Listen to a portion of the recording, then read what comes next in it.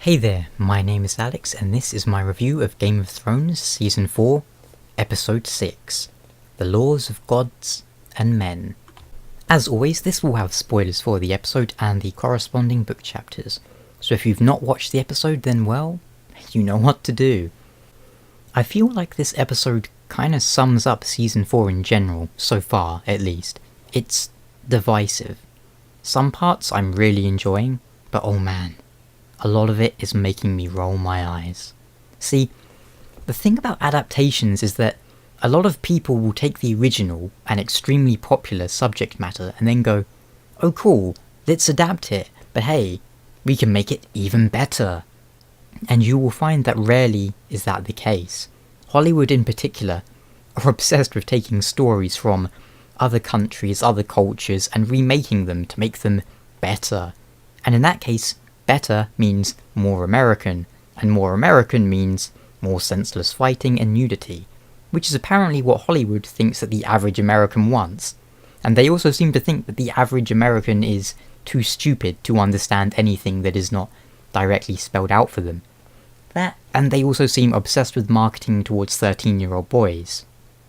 So, when you take a book that goes against many common tropes, why on earth would you then go, lol, that's stupid, it needs more tropes, when that is exactly why it's popular in the first place? Now, ranting aside, I'll get to the episode, half of which I hated and the other half I really enjoyed. And as usual, I'll start with the parts that made me go, what? That Greyjoy versus Bolton scene. Oh good grief. It's like they sat down and tried to think of the literal definition of filler. We get a good part of the episode wasted on something that has absolutely no importance whatsoever. We get a stupid fight scene, a stupid showdown, and then we learn that Theon won't betray Ramsay, which is exactly what we found out when he was holding a razor to Ramsay's throat a few episodes ago. Who thought that was a good idea? Did Asha need to see Theon for herself? And apparently all it took was him biting her. It took 10 seconds of interactions for her to go, lol, nope. And my favourite part of this whole nonsense? The scene starts by telling us that Yara, whatever, is good at throwing axes. Just like she is in the books, that's great. But then, when the unarmoured and half-naked Ramsay takes almost half a minute to release the hounds, she just stands there like a dunce, as do her armoured killers. Instead of, I don't know, throwing an axe at him, stabbing him in the back. And you know why? Because we can't kill Ramsay off yet. But we can't have Asha captured or Theon rescued either, so the whole scene resolves in such a way that we're back to where we started, we're back to stage 1.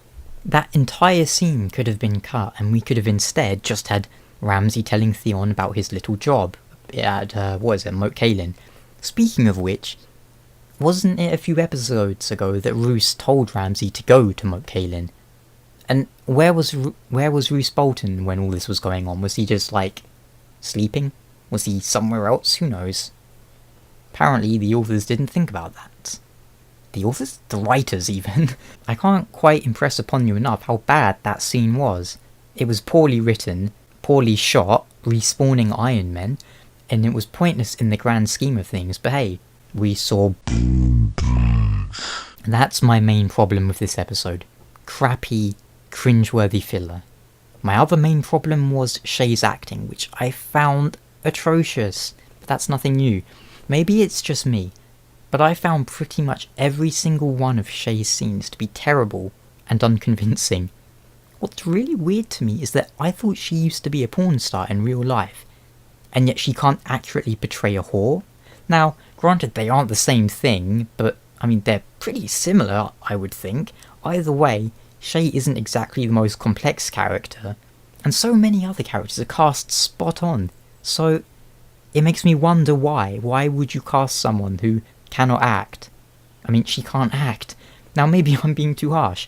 I don't think she's a native English speaker, I think she's from Germany or Turkey or somewhere, so maybe she's really good at acting in whatever her native language is, and she only sucks when she tries to act in English, at which point her voice becomes monotone and her face can only do 3 emotions. Neutral, happy and angry. Then again, seeing as Jamie and Melly are, I think, Danish and Dutch respectively, they do a great job at it. The thing is, when you have all these great actors like Charles Dance, for example, as Tywin, it makes the bad actors stand out all the more in contrast. Moving on, the Stannis scene I have mixed feelings about. On the one hand, I like the interactions between Davos and Salah, and I thought Braavos itself looked excellent from the little we saw of it, but I'm kind of perplexed at how out of it Stannis seemed to be.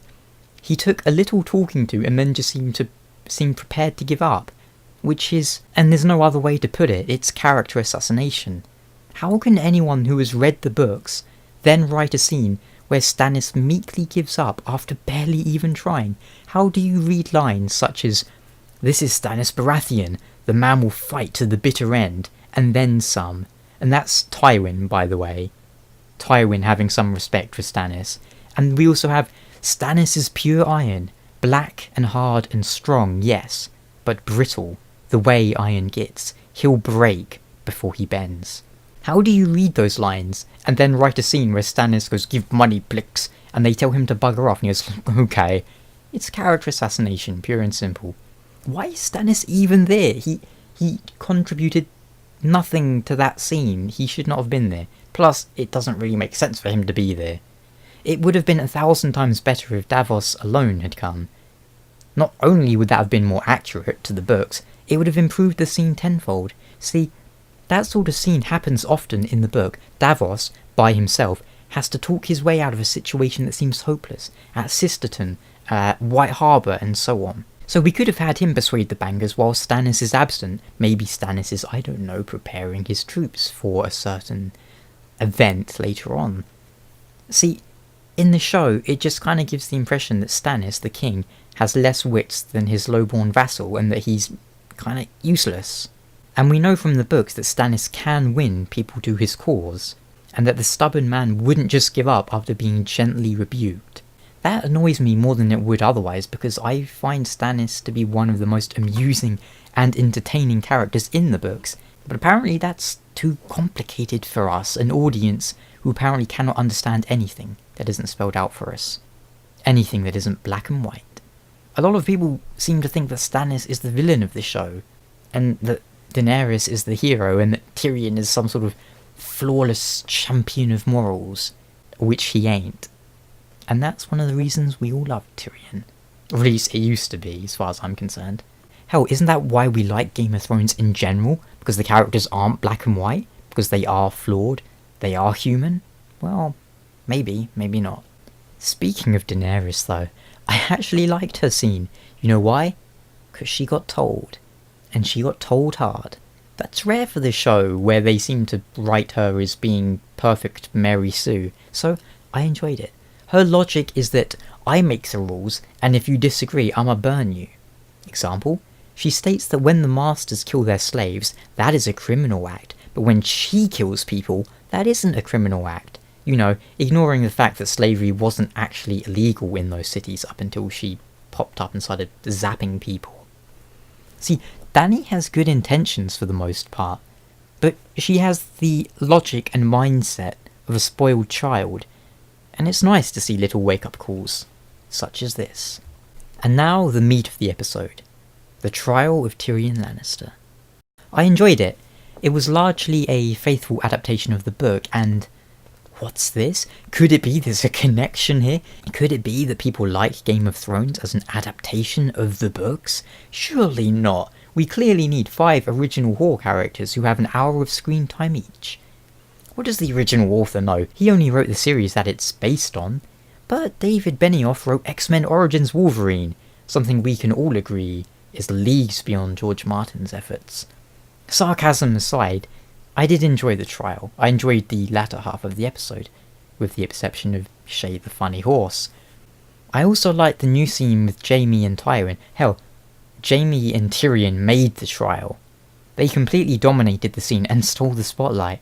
They have a great chemistry and they both play their parts well. You can really see how jaded Tyrion is, how bitter he feels, the resentment at how he's been treated even, simply because he was born a dwarf. His outburst was satisfying, and Jaime did a lot of good acting without actually saying anything, just with his face and body language. Still, if it were up to me, I would have ended the episode after Tyrion's champion announces himself. I suppose they wanted to say that though, so people can speculate who's going to fight for him. Is it going to be Bronn? Is it going to be Jaime? Who knows? But the dwarf is quite convinced to me would have been a better end though, in my opinion. And seeing as the episode was kind of short, there would have been time for it. Even more time if you cut out the pointless filler rubbish. But first half of the episode I thought was crap. Second half was very good. Next week, well, we'll see Cersei's champion. And it looks like we'll be getting the infamous only cat scene.